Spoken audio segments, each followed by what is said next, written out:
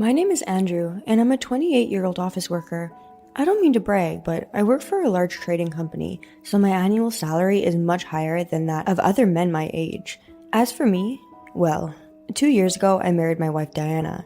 Diana is beautiful and good-natured. For me, truly, she's the love of my life. After we got married, she wanted to be a full-time housewife. Now, she stays at home every day and devotes herself to housework.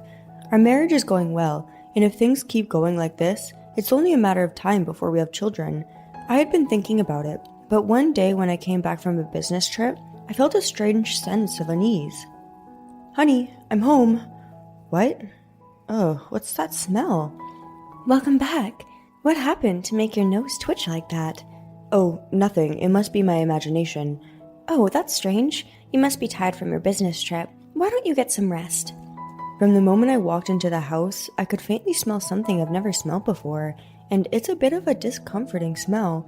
And for some reason, that smell, when I go to the bathroom, the smell seems to get more intense. "Hey, Diana, did you change your perfume?" What are you talking about? When you're home, I don't wear any perfume.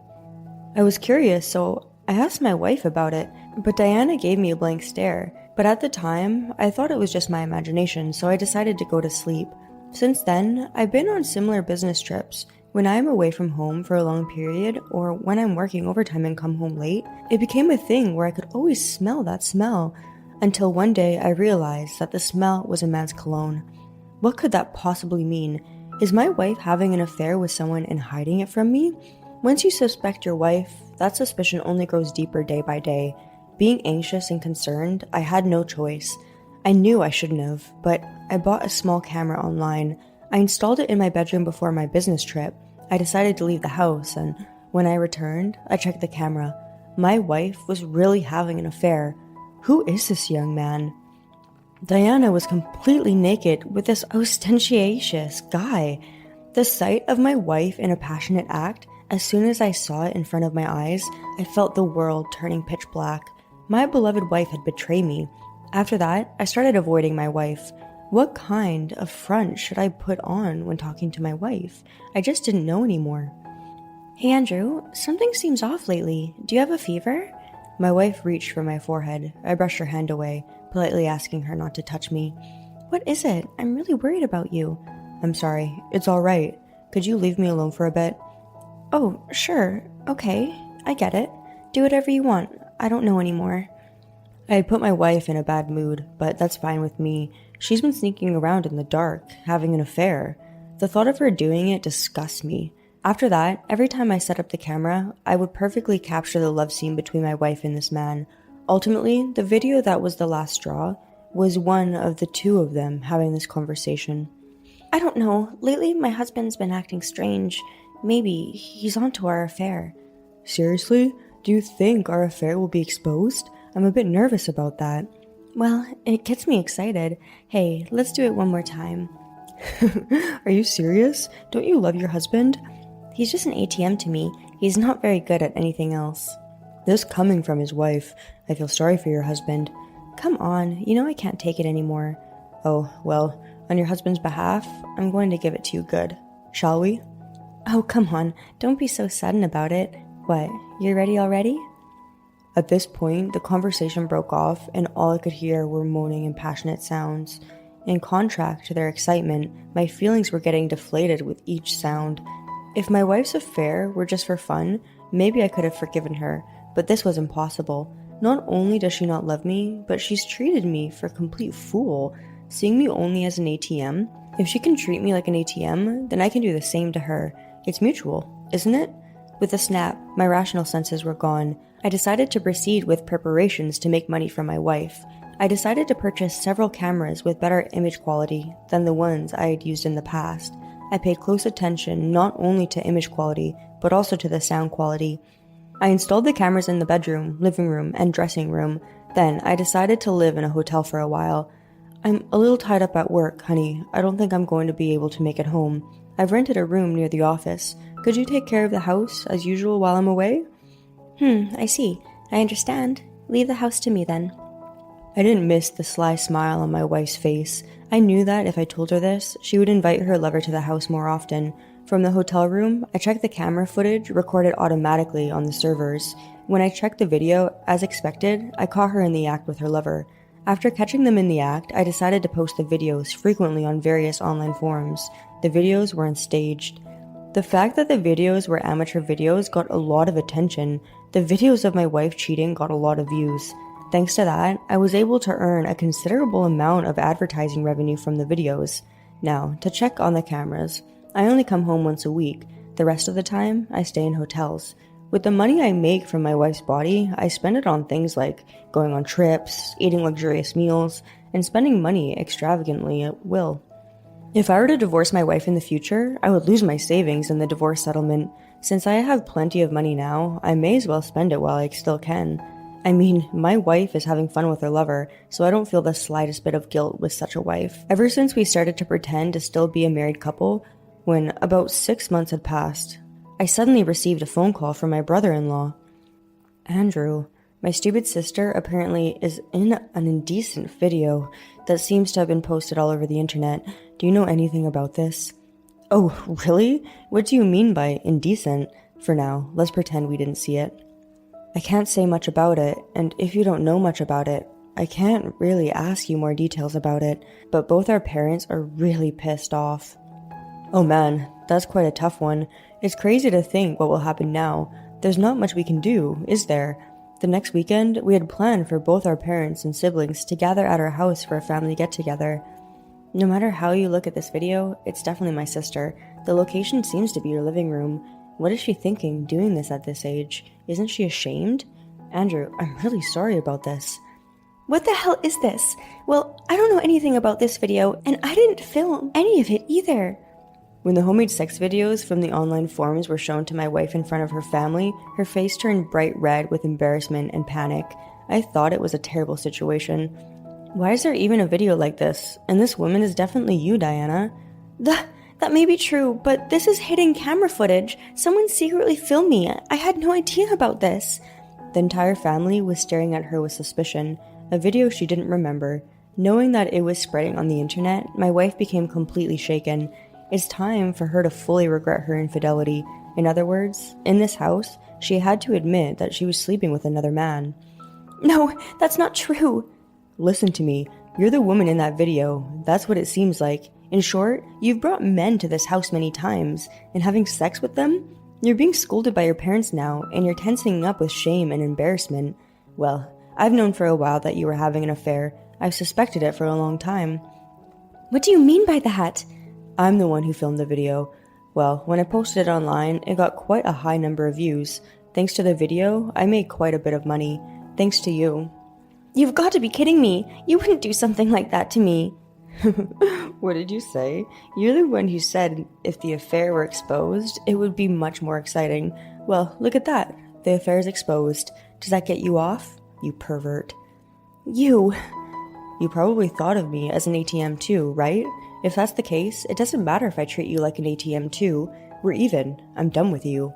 Well, the feeling's mutual, so let it go. And so, I divorced Diana. It turns out that the other man was a classmate of my ex-wife during her student days. I made Diana and the other man pay a considerable amount of compensation. Incidentally, the man was of working age, yet he was still a good-for-nothing freeloader. He was still living with his parents, but when his affair was exposed, he was kicked out of the house. I received a phone call from my ex-wife who had just broken up with her lover. It was just a game with him. Please, for me, there's only you. Let's start over again. I must be a bad lover. Find a man who can satisfy you. After hanging up the phone, I gently blocked her. With my ex-wife, I was completely done, or so I thought. But our ties seemed to continue for a while. But actually, my ex-wife's sexually explicit videos seemed to continue doing well, but only the videos that had already been posted. I still managed to get ad revenues. It was a little bit of sweet revenge. I wanted to make her more of an ATM, but it couldn't be helped. I couldn't get my hands on new videos. I can't help but feel a little disappointed about that. Thank you. Did you enjoy this story? I'm looking forward to your next viewing. Please also consider subscribing to my channel. Alright, everyone's presentations are done. Nick, the manager, said as he tried to move the discussion forward. Excuse me, I haven't. I recently found out something. Nick interrupted me and began to speak. There's apparently someone in this department who didn't graduate high school and is just a part-timer. Meetings should be for employees only. Absolutely right. His lackey, Mike, of course, agreed with Nick. I'm leaving. After leaving the meeting room, I started to shut down my computer. I noticed that an email had arrived, not in my personal inbox, but in the company's shared email. Thinking, there's no point in speaking up, no one will listen, I went home quietly. The next day, I heard a commotion from Nick's desk. He was staring at his computer screen, his face pale. Nick! Is something wrong? Mike looked at the screen with him. And he turned even paler than Nick. Why is he so angry? Knowing the reason for Mike's distress, I thought to myself, serves them right. My name is Adam. My mother passed away when I was in the 9th grade, and I was raised by my father. Well, you could hardly call it being raised. After my mother passed, my father changed. He drowned his sorrows in alcohol, and though he still went to work, he squandered our living expenses on horse racing. Because of that, I had to start working part-time as soon as I entered high school. Every month, I went to the convenience store with bills in hand that couldn't be auto-deducted from my father's account. Even though I endured it because I didn't want to be alone, I reached my limit in my 2nd year of high school and dropped out. I found a live-in job at a distant inn. Thank you for everything. The day I left home, my father, still staring at the TV, spoke. Take care. That was our last conversation. Back then, 18 wasn't the age of majority, so I needed my father's permission to work, and I couldn't hide my place of employment. Yet, my father never visited me even once. I kept working just to survive, and before I knew it, I was 42. Years of hard work paid off, and I was transferred to the headquarters. I was thrilled to be recognized by the company, as I thought I'd be working in the field until retirement due to my lack of formal education. Listen up. Our work can change the future of our employees. Don't drag us down. On my first day after the transfer, Nick, dressed in an expensive suit, spoke sternly. There was a reason for this. Our inn was located in a prominent tourist destination, known so well that everyone in the state could sing its commercial jingle. At its peak, we had 5 locations within the state. But that was long ago. Due to financial difficulties and aging facilities, only the place where I had worked for many years and the original establishment remained. I was prepared to lose my job anytime, but now there was a glimmer of hope. With the rise of social media, the tourist area where the inn was located started gaining attention again. Depending on how hard the sales department, where I was transferred, worked, we could either thrive or be forced to give up this prime location to the new hotel chains continuously popping up. For Nick, who had switched careers from another industry to strengthen our sales, this was a battle he couldn't afford to lose. I understood why he had to be strict. I will do my best. Nick sneered at my enthusiastic declaration. Did you not hear what I said? I'm sorry. I thought I was listening carefully. Out of habit from years of customer service, I apologized reflexively, though I had no idea what had offended him. Someone was watching me with a smirk. In this department, there are those who are expected to excel and those who have been shoved here because they have nowhere else to go. You are the latter. It was Mike, the section chief. He's 7 years younger, at 35. But he was called to headquarters much earlier than I was and had been moving around within the headquarters ever since. I'm not jealous, but I can't accept that he's my boss. Graduating from a prestigious university, he has an unusually high pride and caused many problems as a newbie, making things very difficult for me when I was the front desk leader. When I found out Mike was transferred to the sales department a month before me, I was disheartened. Mike is right. With just a middle school diploma, there's not much you can do. Don't even think about achieving results. As if I didn't exist, Nick remarked, I'm thirsty. Mike eagerly ran to the coffee maker. It seems Mike is Nick's lackey. I regretted being happy about my transfer to headquarters, wishing I had stayed on site forever. Send a direct mail to every company on this list by the end of the day. Nick only assigned me tasks that even a new graduate could handle. What? There are over 1,000 companies. You want me to send to all of them by today? Yes, if you and your fellow misfits split the work, even those with nowhere else to go should finish by today. I glanced at the employees typing away expressionlessly. They were worn out from customer service, only thinking about leaving on time, or were women reassigned after having children. With zero motivation for work. Even Sam, a new graduate from the same university as Mike, who was supposed to be among the expected achievers, had no enthusiasm for the job. Having joined the company wanting to do customer service. "I don't care what they say, I plan to quit anytime," he said. Only Nick and Mike were highly motivated, making all the decisions between the two of them. I originally only wanted to work at the inn to survive and had no particular attachment to this job. I swallowed my words, thinking I had no right to reprimand them. About a month after the transfer, Nick told us with a frustrated look. "To commemorate the 50th anniversary, we've decided to create a plan exclusive for one group per day. Originally, Mike and I were supposed to come up with it, but our president, Mr. Thompson, insists on hearing everyone's opinions. So, you all get a chance." As Nick explained, Mike began handing out prints. "Make sure not to embarrass Nick. If your ideas are half-baked, you'll have to redo them." It seemed that they had printed his handwritten notes by Mr. Thompson, which included several questions and a section for free responses. It made sense why Nick had to seek our input, given that all responses had to be submitted to Mr. Thompson. We were given a week to think about it, and a meeting was scheduled to compile our ideas. My plan is to let guests enjoy both the old and modern America. Nick began the presentations. Guests would watch a master confectioner at a nearby traditional sweet shop make sweets in front of them. The welcome drink would be premium tea in a bottle. Nick's plan was certainly attractive. After his presentation, Nick called on us to present in the order we were seated. Just as I stood up for my turn. "All right, everyone's presentations are done." "Excuse me, I haven't. I recently found out something." Nick interrupted me. "There's someone in this department who didn't graduate high school and is just a part-timer." He was likely talking about me. I joined the company as a part-timer and was made a full-time employee when I turned 20. That was 20 years ago, so Nick and Mike probably had no chance to know until recently. Meetings should be for employees only. Absolutely right. After that, Nick kept creating opportunities to solicit everyone's opinions, purposefully excluding me from speaking. The meeting unexpectedly heated up and went past the scheduled end time. A few people asked to leave, and the discussion continued with the remaining few. "Still here?" Normally, you'd leave in that situation.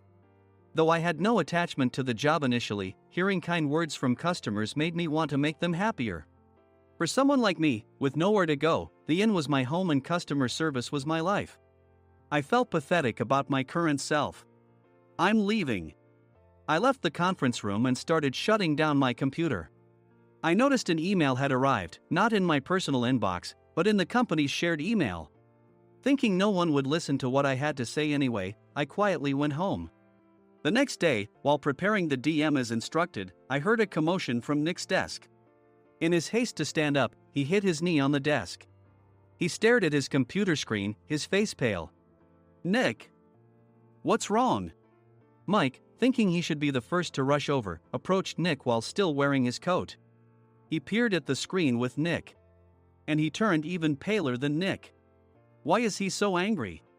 Who is responsible for this company? Nick, more irritated than ever, asked, and Mike answered without checking. Probably Sam. Sam wasn't there because he was attending a morning training session for new hires. Nick gave up on getting angry and returned his gaze to the screen. They were looking at an email that arrived right after the end of the working day yesterday. Apparently, no one, including me, had checked it before leaving. The email was from a large company that used us for their annual employee trips. The president and executives of that company also frequently used our services personally. President of the company, Mr. Mason himself, had declared that neither he nor his company would ever use our services again. Well, some companies cancel their employee trips or stop using our services due to financial struggles. Let's just move on. Mike kept wiping the sweat from his forehead with a handkerchief. Knowing why Mike was so agitated, I quietly watched their interaction.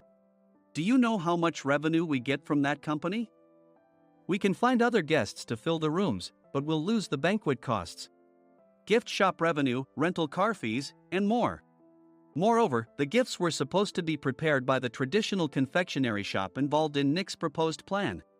If it's known that we incurred such a huge loss at this critical time, Nick's position in the company would be jeopardized. Nick took a deep breath, seemingly trying to calm himself. All right, Mike. Go to New York right now and apologize to Mr. Mason. What? You're coming with me, right? I have urgent work to do. I trust you, which is why I'm entrusting this to you. Please. Mike, believing Nick's sincerity, agreed with a determined look on his face, saying, yes. That's Nick for you. Even if Mike went to apologize, Nick would shift all the blame onto him if the client didn't change their mind. Well, it was Mike's fault to begin with, so it served him right. About 3 hours later, Sam answered a call from somewhere and repeatedly apologized, saying, I'm very sorry. Everyone watched to see what was happening. After ending the call, he informed Nick with a weary tone. When Mike arrived at the client's company, he only made things worse, further infuriating Mr. Mason. He was demanding, get his boss here immediately. It was no wonder Sam was exhausted, dealing with such a call right after returning from training. What is that idiot doing? All right, Adam, you're coming with me. If sacrificing Mike didn't work, then I must be next. Normally, I'd want to refuse at all costs, but I saw an opportunity in this situation. If I can be of assistance, I'd be happy to join you. I immediately followed Nick, and we flew to New York. When we introduced ourselves at the reception, it became clear how serious the situation was. As the receptionist personally escorted us to the president's office. Angry voices leaked through the door, making both Nick and me uneasy. Excuse me. I'm Nick, the supervisor. I understand my subordinate has caused you trouble, and I deeply apologize. Nick, with his experience in the corporate world, knew enough to offer an apology before excuses. However, his customer service skills left much to be desired. I sighed as I saw Mike trembling like a small dog in the corner of the room. What kind of training are you giving your subordinates? Mr. Mason glared at Nick with a red face. The intensity of his gaze made even Nick take a step back. Regrettably, I joined this company only 2 years ago and was unaware of Mike's issues. I should have identified his shortcomings sooner. Indeed. I should have realized sooner. No sensible person would come to apologize and then give a lengthy presentation on the drawbacks of not using their in. Nick froze, his mouth slightly open. Suspecting the worst, I picked up the documents that had fallen to the floor. It seemed Mike hastily prepared these documents on the plane, listing the disadvantages. Disadvantage 1: if you change the venue for the company trip, employees might suspect it's for cost-cutting reasons, leading to a negative impression. Reading it aloud half-jokingly, Nick snatched the papers from my hand and checked the contents with a furious expression. Among the stack of documents was a receipt from a nearby convenience store's copy machine. I felt a pang of dread, hoping he hadn't shown the receipt as well. What do you think he said when I asked what kind of nerve he had to do this? I'm very sorry. Faced with the dire situation, Nick must have thought there was nothing left to do but apologize. In a voice smaller than I'd ever heard from him, he uttered words of apology. He said, I'm a Harvard graduate. I don't believe I said anything wrong. Mike! What have you done? Forgetting his plan to pin the blame on Mike, Nick yelled loudly, even in front of Mr. Mason. I didn't do anything wrong. You're still saying that? Look at him. Mike pointed at me with a shaking hand. I was assigned to headquarters in my 20s and now I'm a section chief. This guy only made it to headquarters at 42. Everything I've done proves I was right. So why are we losing the contract? Having said his piece, Mike collapsed to the floor. Of course.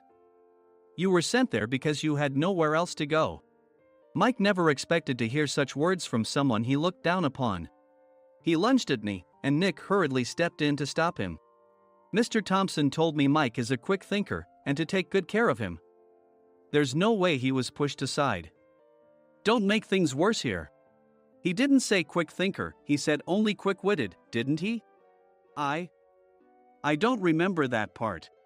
I recalled the many troubles Mike caused when he was a newbie. When Mike was on the front line, his pride was so high that he never apologized to customers. Customer service, especially in our job, doesn't work alone. It brings both good and bad situations. If the front staff or housekeepers made mistakes, or the cleaning company didn't properly clean a room, one had to apologize to the customers regardless of personal fault. Mike, in such situations, would never apologize, insisting he wasn't at fault. This often angered customers, and as the front desk leader, I frequently had to apologize on his behalf. He caused complaints and disrupted operations, which is why he was quickly moved to headquarters. In departments where he didn't interact directly with customers, his quick thinking was beneficial and things went well. But it seemed his flaws were starting to show. Corporate reservations are supposed to be entered into the system by the sales representative. But a quick check yesterday revealed that more than 10 items were missing from the client's reservation. The handover document clearly stated what needed to be prepared. Why didn't you enter it into the system? Why do we have to give them special treatment? Filling rooms near the banquet hall, setting up all the food in advance. Specifying the brand of wine, they're too demanding. No wonder he always angered customers, I thought, feeling a headache coming on. Grouping them in rooms near the banquet hall is for our benefit too. It makes it easier for the staff to set up beds and serve breakfast since everyone's schedule is synchronized. As for the other requests, Mr. Mason suggested them to lighten our load. I didn't know that. Nick finally seemed to realize that Mike was the one who had angered the client. What did you say to them? I just told them we wouldn't give them special treatment anymore. We shouldn't waste effort on things that don't bring in money. I was utterly exasperated at his lack of understanding of customer service. Of course, we shouldn't comply with unreasonable demands. But carrying over successful practices from past stays makes customers feel remembered and enhances their experience. Good memories encourage repeat visits. That's part of our job. I looked down at Mike, who was sitting on the floor. In our job, nothing is a waste. Mr. Thompson likely moved you to the sales department, hoping you'd finally understand this. How do you think he feels now that you've failed to meet his expectations? Mike, tears in his eyes, fled the president's office. I was amazed he still hadn't apologized. You have it tough, Adam. It's okay, we're all employees of the same company. I deeply apologize for this disrespectful incident. Especially after all the care you've shown us. If it weren't for you, Adam, I really would have stopped staying here. When I heard you were moving to the sales department, I was willing to reconsider if you handled it. Seeing us talk so amicably, Nick's face contorted. Do you two know each other? Adam's service is excellent. I always requested him specifically. Normally, we don't accept specific staff requests, but we made an exception for Mr. Mason, adjusting my shifts accordingly. He had personally stayed at our hotel just before my transfer, and during casual conversation, I mentioned, I'm moving to the sales department soon. If I hadn't told him then, things could have been much worse. Please continue to take care of us. I look forward to it. On the return flight, Nick awkwardly offered me a can of beer. It's still working hours. Of course, I had no intention of forgiving him for a single beer. Nick might try to pin everything on Mike and avoid any consequences. While pondering this, a startling fact came to light. Nick, the tea bottles for the plan have arrived. I handed Nick a bottle labeled with our inn's name. They look good. What are you talking about? These are plastic bottles. I had assumed we would use the trendy, high-end bottling tea. But what arrived were ordinary plastic bottles of tea with customized labels. The only unique aspect was the label, which had the inn's name, making it look customized. Upon further investigation, I discovered that a substantial amount of money was set to be paid to the tea company. It was priced like bottling tea. Does this plastic bottle really cost $100 each? The tea inside is specially blended for us. The extra cost is for that. Wouldn't it be better to use another tea company? Or is there a specific reason we must use this one? As Nick continued to make excuses, I showed him a printed email. I informed the tea company's president, Mr. Mitchell, that we discovered irregular payments and he confessed. He said you two were high school classmates and planned to split the extra money. That idiot. Why did he confess? That's not important. You should worry about yourself, this could turn into a police matter. Opening the bottle cap, I suggested. How about calming down with this tea? It supposedly has a relaxing effect. Nick drank the tea frantically. In the following days, decisions were made about their fates. Mike was reassigned to the General Affairs Department, with no chance of transfer or promotion, as per Mr. Thompson's orders. As for Nick, since the payment to the tea company hadn't yet been made, he narrowly avoided legal trouble. Instead, he was encouraged to leave the company, and to avoid further complications, Nick submitted his resignation. Rumor has it that connections between HR departments have made it difficult for him to find new employment. Even though it was good to have those two gone, something unexpected happened in the sales department. Everyone became motivated and united in refining the 50th anniversary plan. In the end, my plan was adopted. We collaborated with the Tourist Information Center to provide personalized guides. The plan, tailored to the number of guests, was truly special for the 50th anniversary. Hey, is Adam's family coming to stay? I immediately booked that special plan for my family. Sam noticed it on the reservation list and quickly picked up on it. Yes, I'm inviting my father. That's great. I might invite my parents too. I lacked the courage to face my father just as Adam. But here, with the confidence Mr. Mason praised, I felt ready. The 50th anniversary plan was a perfect opportunity to reconnect with my father. I hoped to bring back the days when we could laugh together as we once did.